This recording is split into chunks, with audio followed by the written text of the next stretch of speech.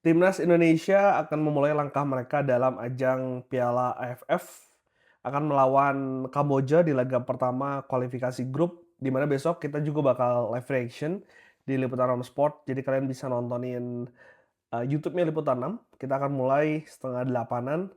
Gue sih jujur sangat penasaran dengan, bagaimana nanti timnas di bawah naungan dari John Herdman, meskipun memang Herdman secara kepelatihan di awal menangani timnas Indonesia menorehkan hasil yang cukup baik di FIFA Series dan juga di FIFA Matchday kemarin. Cuman gue penasaran apa magis yang akan diberikan oleh Herdman, bagaimana kualitas yang dia punya untuk bisa menangani para pemain yang mayoritas untuk Piala AFF ini berasal dari klub lokal, yaitu klub dari Super League.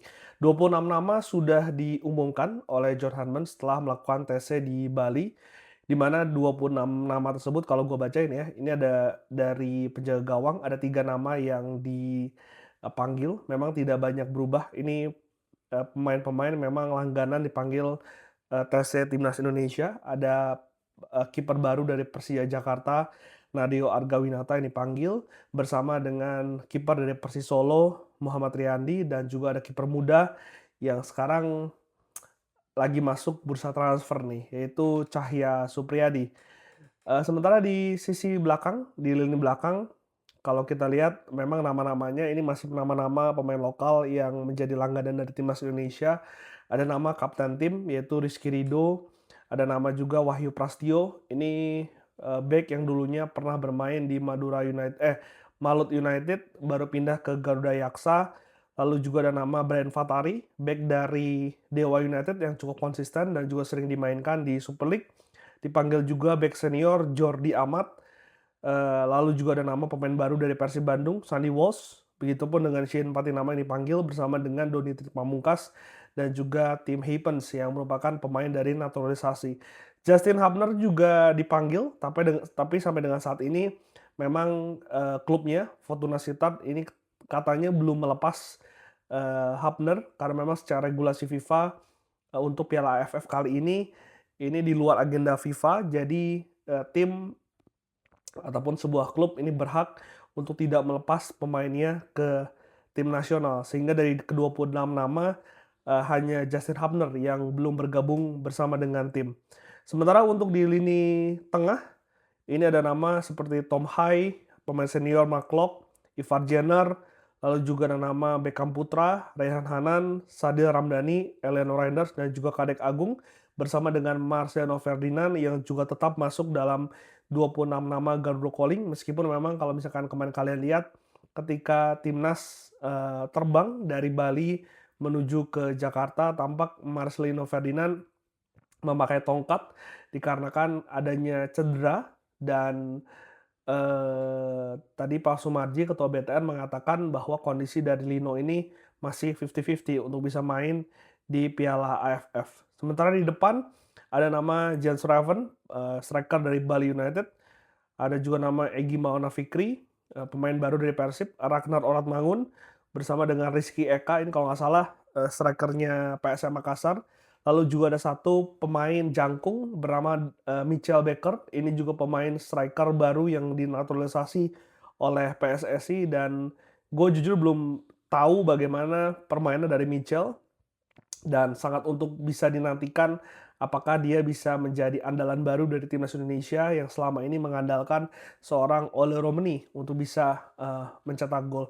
Tapi kalau dilihat memang Michael memiliki tinggi badan yang, tinggi, sehingga bola-bola atas seharusnya menjadi makanan dia, tapi gue pengen lihat bagaimana dia bermain, dalam skema build up, karena kalau kalian nonton bagaimana skema dari Herdman di FIFA Matchday kemarin, ketika Ragnar juga Ole Romani, secara posisi sangat dinamis dalam menjemput bola ke tengah, menjadi pemantul, menjadi jembatan antara, pemain tengah timnas dan juga striker dari timnas Indonesia dan kita lihat apakah dengan kehadiran Michael ini, apakah dia akan menjadi target man atau ada skema lain yang disiapkan oleh John Herdman. Yang menarik adalah, ada 7 pemain dari Persib Bandung yang dipanggil dalam Garuda Calling kali ini, di mana mayoritas ini berada di posisi tengah dari, timnas Indonesia. Dan yang lebih menarik adalah ada 6 pemain dari Persija Jakarta yang mayoritas ini berada di sisi pertahanan dari Persija.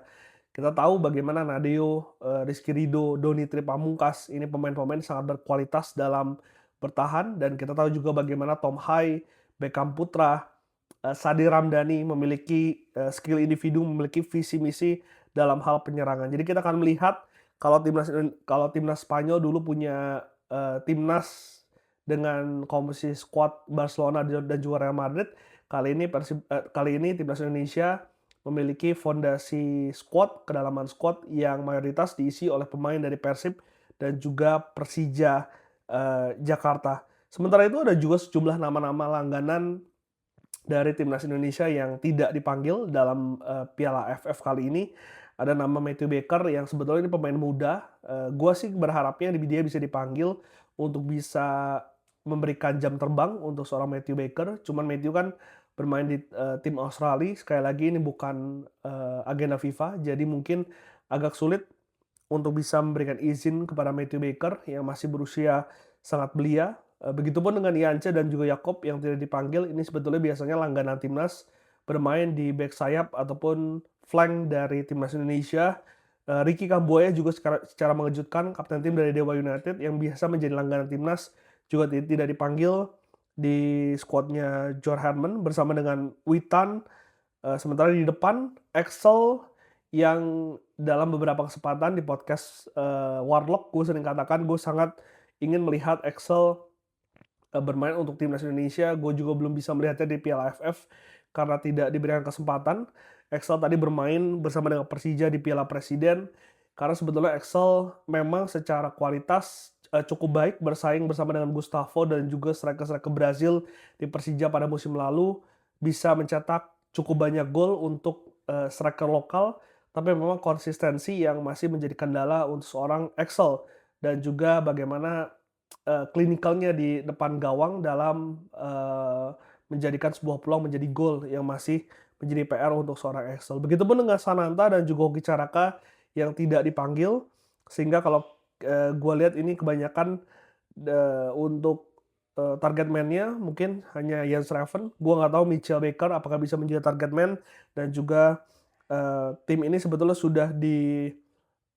sudah dimatangkan secara taktik selama 3 pekan di Bali, dari tanggal 5 Juli dan juga kemarin sudah terbang ke Jakarta, dan John Herman mengatakan selain pematangan taktik, chemistry juga menjadi hal yang menjadi fokus tim kepelatihan dalam mempersiapkan tim menjelang Piala, AFF. Karena dalam AFF kali ini, Indonesia akan tergabung bersama dengan 3 tim lainnya, bersama dengan Kamboja yang akan menjadi lawan di laga pembuka. Meskipun secara level Kamboja masih di bawah timnas Indonesia, tapi laga pertama tidak pernah mudah, tapi bisa juga menentukan, sehingga 3 poin, ini akan menjadi beban dan juga harus dijawab oleh mentalitas dan juga kualitas dari para pemain dari timnas Indonesia. Setelah itu mereka akan tandang ke Timor Leste dan akan menjamu Vietnam di Pakansari, sebelum akhirnya di laga terakhir mereka akan, away tandang ke kandang dari Singapura untuk bisa menentukan apakah nantinya timnas Indonesia bisa lolos ke babak semifinal. Dari satu grup ini ada 4 tim, artinya hanya 2 tim yang berhak lolos untuk ke semifinal.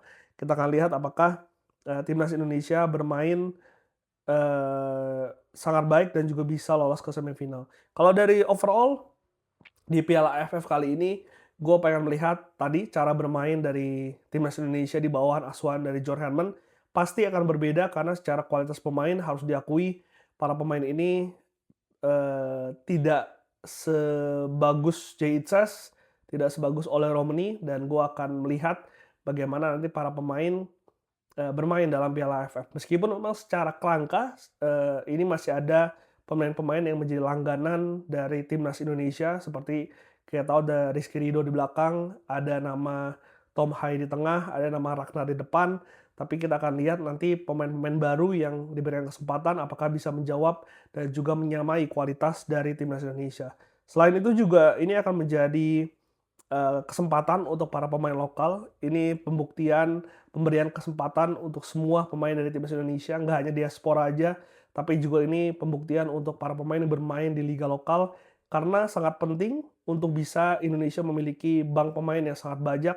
Kita nggak cukup membutuhkan 11 pemain, tapi kita butuh 22 pemain ataupun 33 pemain dengan kualitas yang tidak jomplang.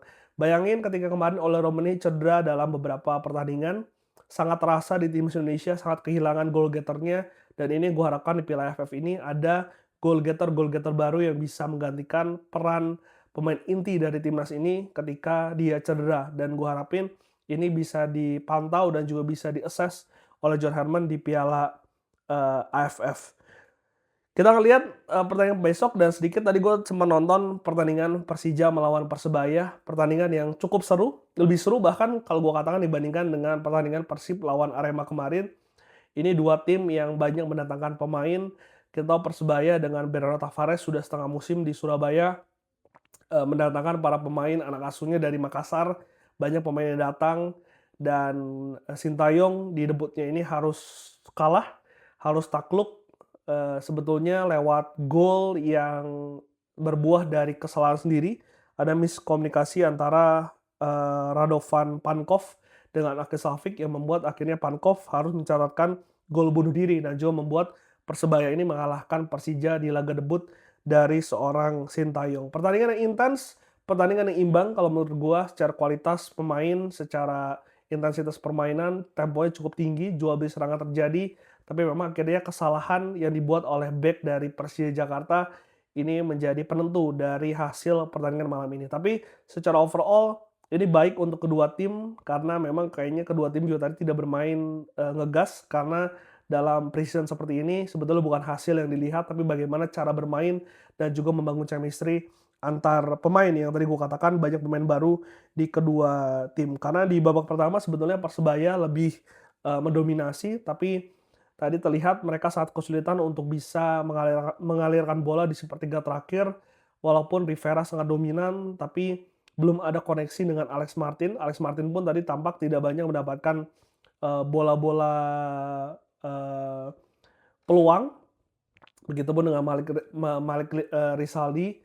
Dan di babak kedua Persija yang bermain begitu ngotot, mengganti hampir seluruh pemainnya, dan tadi terlihat yang cukup menonjol adalah seorang Pratama Arhan yang akhirnya kembali berumput di Liga Indonesia dengan sebuah crossing, beberapa kali crossing malah, yang membuat akhirnya tadi Persebaya sempat kebobolan. Dan sebetulnya ada satu gol yang tercipta di akhir penghujung laga berkat crossing dari Pratama Arhan, tapi harus dianulir karena dianggap sudah terperangkap offside. Begitupun dengan Sananta yang tadi bermain di flank kiri dari Persebaya, sempat melakukan tusukan, dan tadi ada satu soloran yang sudah berhasil melewati back dari Persija, sudah one on one dengan Ake Safik, tapi masih bisa ditepis tendangannya, sehingga ini sekali lagi pertandingan yang sangat menarik. Dan ya walaupun Persebaya menang, cuman secara permainan ini cukup imbang. Gimana kalau menurut kalian soal Piala Presiden? Nanti Persib juga akan bermain lagi melawan DPMM di midweek. Sebelum besok, sekali lagi di Petara Sport akan reaction untuk Timnas Indonesia melawan Kamboja di Piala AFF. Harapan kalian untuk Piala AFF? Tulis di kolom komentar.